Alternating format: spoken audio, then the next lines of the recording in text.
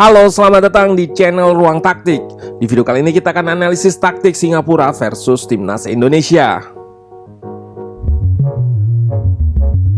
Hasil imbang ini mengingatkan kita bahwa masih ada celah yang bisa dieksploitasi lawan.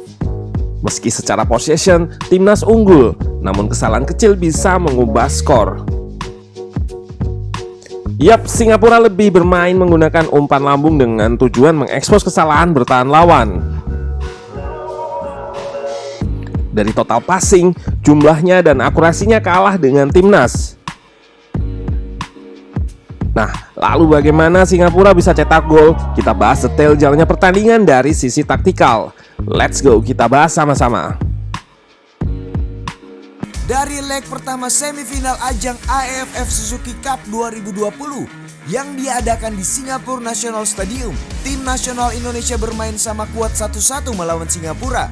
Dalam laga tersebut Indonesia sempat unggul lebih dulu lewat gol yang diciptakan oleh Witan Sulaiman di menit 28. Lewat skema serangan balik yang dibangun dari sisi kanan Indonesia, lewat Asnawi Mangku Alam yang melakukan overlap sebelum akhirnya disamakan oleh Iksan Fandi, lewat aksi one on one melawan Nadio Argawinata dan merubah skor menjadi 1-1 yang akhirnya bertahan sampai akhir laga. Sintayong kembali melakukan kejutan dengan bermain 3 center back saat bertahan. Dewangga diplot sebagai back tengah seperti libero yang diberi lisensi untuk naik saat bangun serangan. Build up-nya menjadi 2 back dan 1 DM. Irianto atau Asnawi bisa turun untuk mendekat guna menciptakan koneksi. Selain itu, struktur ini untuk mencegah serangan balik ketika bola berhasil direbut lawan. Kenapa Dewangga? Hal ini karena dia punya atribut menyerang sekaligus bertahan yang sama baiknya. Salah satu pemain kunci di sistem ini.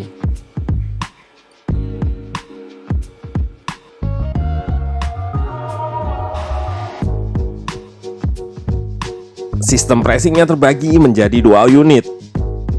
Unit pertama adalah 5 pemain depan yang akan melakukan pressing intensitas tinggi mengikuti bola.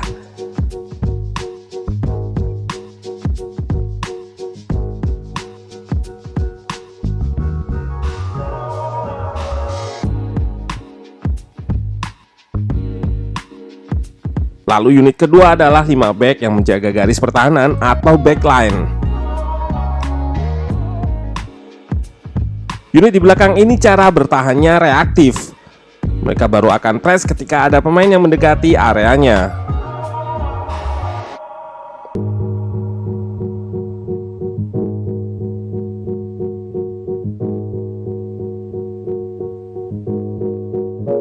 Kelemahan sistem ini jika lawan mencoba memisahkan 2 unit ini agar menjauh, dan ini adalah taktik Singapura.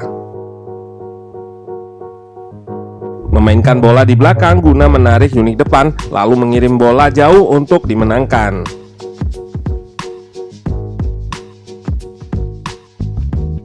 Kalau backline naik atau garis pertahanan tinggi, Singapura bisa kirim long ball ke belakang backline. Keunggulan Singapura secara head to head adalah strikernya bertipe target man, cocok untuk skema ini. Ditambah pelatihnya menginstruksikan wingback kiri untuk gak naik, memancing Asnawi untuk keluar. Tugasnya hanya melakukan satu sentuhan ke ruang antar lini yang lebar karena terpancing tadi. Dari sini target man akan melakukan pantulan untuk diteruskan ke ruang yang ditinggal Asnawi. Taktik ini memang nggak sepenuhnya berhasil, namun terlihat pattern atau polanya. Di leg kedua nanti, Timnas harus berhati-hati atas pancingan press seperti ini.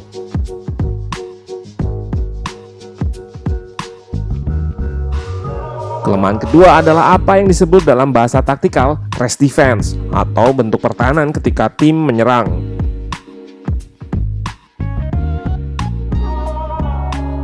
Yap, kita lihat di situasi awal ini sudah terekspos 3 pemain Singapura versus 2 back saja. Idealnya rest defense harus 1 versus 1 atau lebih dari 1 untuk cover.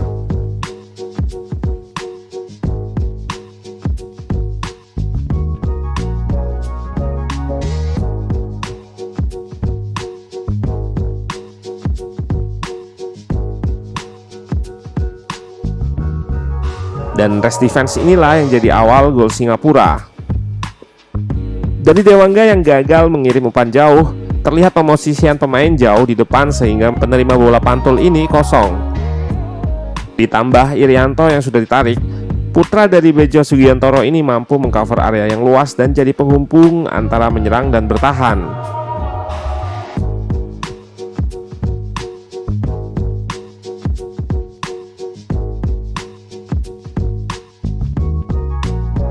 Gol Indonesia sebelumnya dari transisi cepat yang dimotori Asnawi.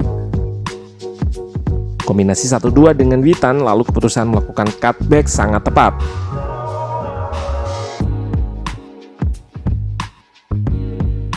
Tendangan presisi Witan mengakhiri kombinasi cantik ini.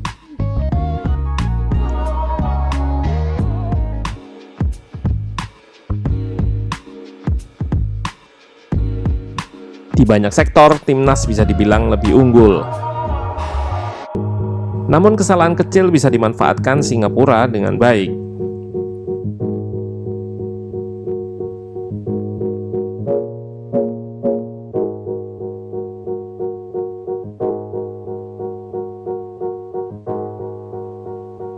Dan di akhir laga, STIE mengakui jika pemainnya kelelahan seperti yang terlihat di menit 60-an.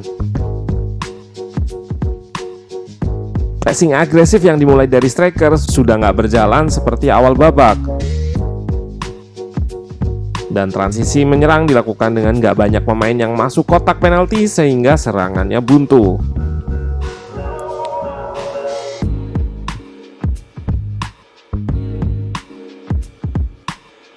Recovery adalah target utama Sinteyong. Dari ruang taktik, mesti bisa atur tempo dalam melakukan pressing. Ada kalanya timnas set defense dengan low block atau medium block untuk mempertahankan intensitas serta staminanya.